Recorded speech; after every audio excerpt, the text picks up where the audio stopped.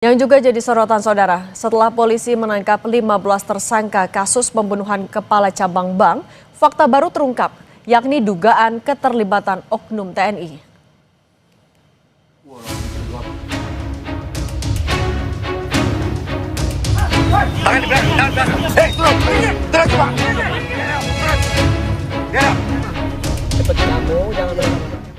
Kasus pembunuhan kepala cabang bank yakni Muhammad Ilham Pradipta memasuki babak baru. Setelah 15 orang ditangkap dan ditetapkan sebagai tersangka, kini dugaan keterlibatan oknum TNI terkuak. Dugaan keterlibatan oknum TNI dikonfirmasi Komandan Polisi Militer Kodam Jaya, Kolonel Doni Agus Priyanto. Kolonel Doni bilang telah memeriksa oknum TNI yang diduga terlibat kasus pembunuhan kaca BRI. Soal dugaan keterlibatan oknum TNI, psikolog forensik Reza Indragiri bilang hanya satu pelaku yang mengenal oknum tersebut. Menurut Reza, untuk membuktikan kalau anggota TNI yang diduga terlibat merupakan otak intelektual kasus pembunuhan, polisi harus membuktikan kalau terduga TNI terlibat dalam perencanaan pembunuhan. Orang yang melakukan penculikan itu yang mengenal oknum tersebut hanya satu. Selebihnya tidak kenal, tapi mengikuti apa yang kemudian diperintahkan oleh teman mereka yang satu itu, yang mengenal oknum tersebut. Kalau 4 unsur atau 4 elemen itu berhasil dibuktikan, ada di kepala sang dalang, sebelum operasi jahat ini berlangsung, dan sifatnya kumulatif, artinya seluruh elemen tadi tersedia secara utuh, maka hitung-hitungan di atas kertas, itulah sang dalang. Sebelumnya polisi telah menetapkan 15 tersangka dalam kasus pembunuhan kaca bank Muhammad Ilham Pradipta. Dari pemeriksaan 15 tersangka, kasus pembunuhan kaca BRI terbagi menjadi 4 klaster, yakni klaster aktor intelektual, klaster tersangka yang membuntuti korban, klaster tersangka yang menculik, dan klaster tersangka yang menganiaya korban. Tim Liputan Kompas TV.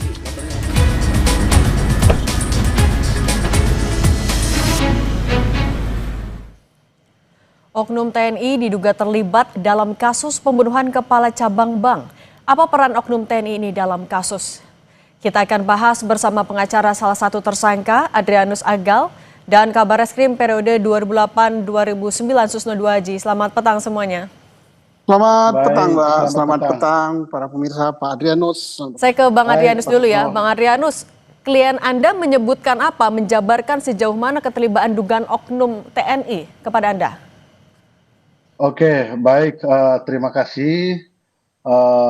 Pada kesempatan yang baik pada sore hari ini, ingin saya sampaikan bahwa terkait bagaimana Eras dan kawan-kawan menerima pekerjaan dari oknum EF ini, yang pertama mereka itu pertemuannya itu tuh tanggal 18 di salah satu kantin di daerah Jakarta Timur, kalau tidak salah kantin di daerah Cijantung lah.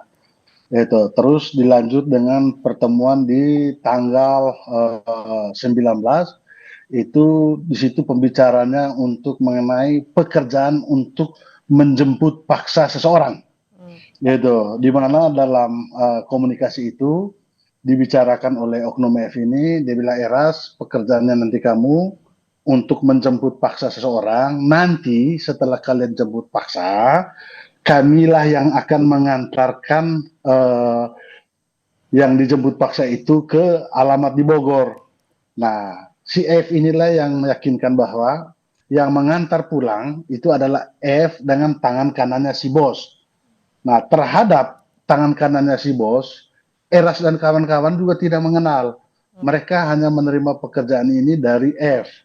Nah, setelah tanggal 19 itu, baru mereka diinstruksikan untuk pekerjaan itu dimulai besok.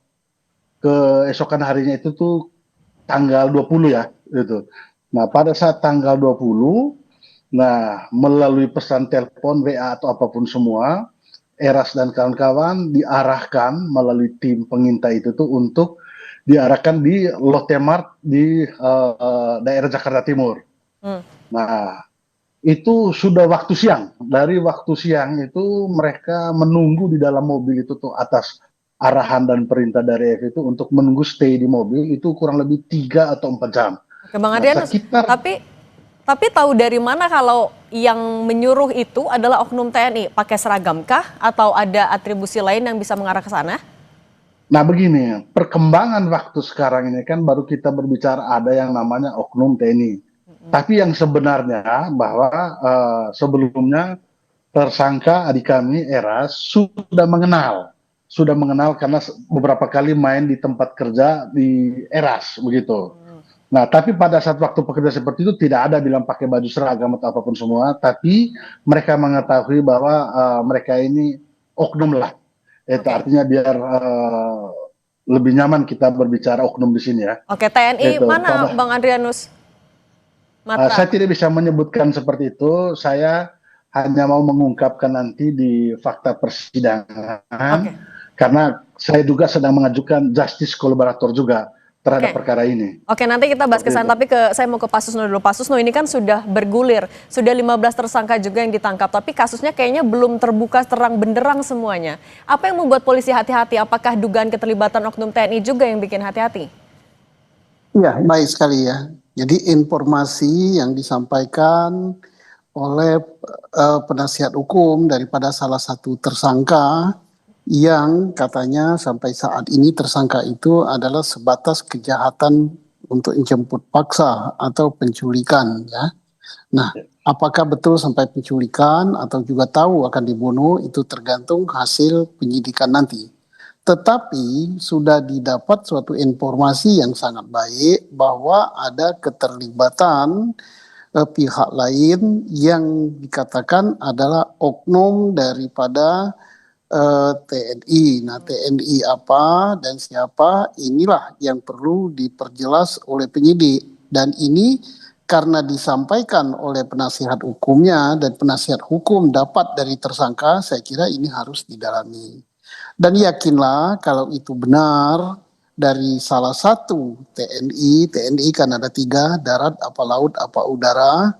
Saya yakin bahwa TNI akan serius untuk mengungkap karena TNI pasti tidak setuju dengan perbuatan yang dilakukan oleh anggotanya yang melanggar hukum. Terlebih lagi pelanggaran hukumnya adalah pembunuhan berencana dan penculikan, pasti akan mencoreng nama TNI dan pimpinan TNI pasti akan bekerja sama dengan baik untuk mengungkap kejahatan ini. Artinya Saya tidak akan kira jadi kendala ya Pak Susno? tidak malah tambah enak ya. Tambah enak asal disampaikan kepada pimpinannya, pasti pimpinannya akan mengusut tuntas itu. Nah, tapi ya bagus ya tadi dari advokatnya ya tidak terlalu gegabah gitu menyebut, biarlah nanti Polri yang menyampaikan kepada satuan mana hal itu. Dan saya yakin kalau informasi ini sudah masuk ke Polri, pasti Polri akan menghubungi pimpinan satuannya. Karena Polri pertama tidak berwenang untuk menyidik militer aktif, itu bukanlah kewenangan dari Polri. Dia tidak tunduk pada hukum sipil, tapi tunduknya pada hukum militer. Oke, kalau gitu Bang Adrianus, Anda juga dapat info. Oke, mereka saling kenal, klien Anda dan juga dugaan oknum ini. Tapi apa alasannya bisa sampai menyuruh klien Anda? Hubungannya seperti apa? Motifnya apa? Dan adakah janji ekonomi misalnya setelah itu? Oke, baik. Begini, yang harus kami katakan juga bahwa antara Eras dengan oknum F ini, mereka sudah kenal kurang lebih berapa bulan lah sebelumnya. Itu. Dan memang untuk tersangka Eras, dia adalah sebagai pekerja keamanan lepas dan sebagai penagih utang. Nah, Eras ini menurut saya sebagai abang-abangnya punya kepribadian yang bagus, attitude-nya sangat bagus. Itu. Namun di dalam khususnya perkara ini pada saat kami mendampingi di Polda Metro Jaya dan kami sudah nyatakan di dalam BAP itu bahwa memang terkait bayaran yang diberikan ke Eras dan kawan-kawan itu pada saat mereka telah melakukan jemput paksa itu kalau tidak salah itu 45 juta rupiah. Itu yang sebelumnya dijanjikan lebih tapi ternyata dipotong oleh oknum F ini. Itu untuk satu orang atau dibagi 4, Bang Adrianus? Enggak, itu dibagi 5 orang. Dibagi 5 orang. Karena ini pekerjaan ini kan si oknum F ini kan bilang Eras, ini ada kerjaan, kalian itu hanya menjemput saja dan kamu menyerahkan dia ke suatu tempat. Seperti itu. Nah, di mana dalam proses waktu penjemputan jam 4 sore itu di Lotte Mart, di situ dimintakan untuk oknum F ini melalui telepon di dalam mobil agar diserahkan di daerah Fatmawati. Itu nanti setelah di Fatmawati baru yang akan mengantar pulang korban itu adalah F dengan tangan kanan bos. Oke, Bang Adrianus, Itu. tapi sempat disampaikan nggak, apa alasan klien Anda harus menjemput paksa seorang kacap bank itu? Ada alasannya nggak? Mereka hanya diberi perintah, diberi tugas itu untuk mereka tidak tahu si korban ini kerjanya apa. Itu. Kan mereka tidak tahu kerjanya apa, hanya untuk jemput paksa. Nanti setelah mereka jemput paksa, yang akan mengantar pulang adalah F dan tangan kanan bos. Seperti itu. Nah, setelah mereka mengantar, diarahkan untuk ke Fatmawati, ternyata dalam perjalanan untuk disuruh lagi bukan ke Fatmawati, malah ke Priuk. Seperti itu. Nah, Eras keberatan terhadap itu. Ya udah, karena kami udah di jalan, mendingan di tengah aja kami serahkan korban ini. Nah, diserahkanlah di landasan Pacu Kemayoran di situ. Oke, artinya sudah sampai penjemputan saja ya Bang Adrianus. Kalau gitu ke Pasusno, tapi dengan kasusnya sudah bergulir, ada dugaan keterlibatan oknum, dibilang terorganisir karena ada ahli juga. Nah, ini gimana caranya agar kasusnya bisa dilakukan secara cepat, transparan? Apakah perlu juga dugaan oknum terduga ini dipanggil juga oleh polisi? Ya, kalau dipanggil jelas ya. Jadi walaupun tunduk kepada dua sistem peradilan yang berbeda, tinggal nanti apakah nanti tindak pidananya akan digabung menjadi tindak pidana koneksitas, yaitu atau bisa dipisah juga dalam peradilannya. Di dalam pemeriksaan Polri, dia diperiksa sebagai saksi bisa. Nah, Polri tentunya meminta kepada atasan daripada oknum itu ya, kalau benar oknum itu masih aktif ya. Nanti diminta kepada atasan oknum itu untuk yang bersangkutan diperiksa sebagai saksi dalam penyidikan tindak pidana yang tunduk pada hukum sipil yang disidik oleh anggota Polri. Nah, itu lebih gampang ya kalau ada TNI-nya gitu. Baik TNI itu masih aktif ataupun TNI itu sudah positif, sudah pensiun gitu, pemeriksaannya sangat gampang. Kita yakin bahwa TNI kita itu sangat mematuhi hukum gitu ya. Oke, Pak Susno, tapi kan kalau misalnya kan ada 4 klaster yang sudah diklasifikasi, ada pengintai, yang menculik, kemudian eksekutor dan juga aktor intelektual. Kalau mendengar keterangan dari Bang Adrianus, dugaan oknum TNI ini masuknya klaster yang mana? Dia sebagai klaster pelaksana ya, karena yang punya gagasan untuk melakukan penculikan dan pembunuhan itu adalah bos ya. Tetapi kalau misalnya di dalam rundingan untuk melakukan perbuatan penculikan dan pembunuhan ini, si oknum ini ikut di dalam berunding, ikut di dalam mendesain segala macam rencana, maka dia dapat dikatakan sebagai perencana juga gitu, sama dengan si bos. Tetapi tingkatan kesalahannya ya nomor 1 si bos gitu yang memberikan order ya. Nomor 2 yang lain, dan nomor 3 keberatan si oknum ini cukup berat juga dalam tindak pidana pembunuhan berencana gitu. Oke, itu nanti tergantung juga dari penyidikan. Nah, kalau Bang Adrianus, Anda kan mengajukan justice kolaborator juga akan mengungkap salah satunya soal dugaan keterlibatan oknum TNI ini. Anda meyakini itu akan bisa dikabulkan? Anda nggak ada kekhawatiran?